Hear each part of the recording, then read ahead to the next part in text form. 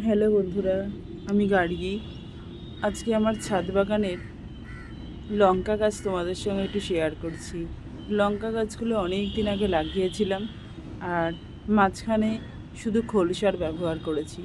দেখো গাছে কত লঙ্কা হয়েছে, তাই একটু তোমাদের সঙ্গে শেয়ার করছি। তোমাদের সঙ্গে তো খালি ফুল গাছই শেয়ার করি, কিন্তু লঙ্কা গাছগুলো দেখো। লঙ্কা গাছে মাঝে মাঝে কীটনাশক ব্যবহার করতে হয়। কীটনাশক ব্যবহার করলে লঙ্কা গাছটা ভালো থাকে। আর লঙ্কা গাছে একটা রোগ প্রবণতা ভীষণ থাকে, সেটা হচ্ছে পাতা কোঁকড়ানোর। সেই জন্য মাঝে মাঝে কাকা বলে একটা কীটনাশক আছে, ওটা ব্যবহার করলে গাছটা ভালো থাকে। আর এটা আমার বাগানের বেল ফুলের গাছ। কেমন লাগলো ভিডিওটা একটু জানিও। এখানেই শেষ। হ্যালো বন্ধুরা, আমি গার্গী। আজকে আমার ছাদ বাগানের লঙ্কা গাছ তোমাদের সঙ্গে একটু শেয়ার করছি।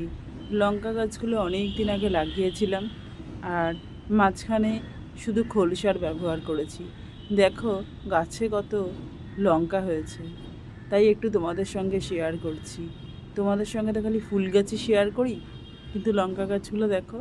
লঙ্কা গাছে মাঝে মাঝে কীটনাশক ব্যবহার করতে হয়।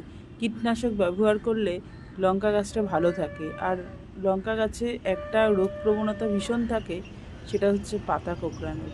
সেই জন্য মাঝে মাঝে কাকা বলে একটা কীটনাশক আছে, ওটা ব্যবহার করলে গাছটা ভালো থাকে। আর এটা আমার বাগানের বেল ফুলের গাছ। কেমন লাগলো ভিডিওটা একটু জানিও। এখানেই শেষ।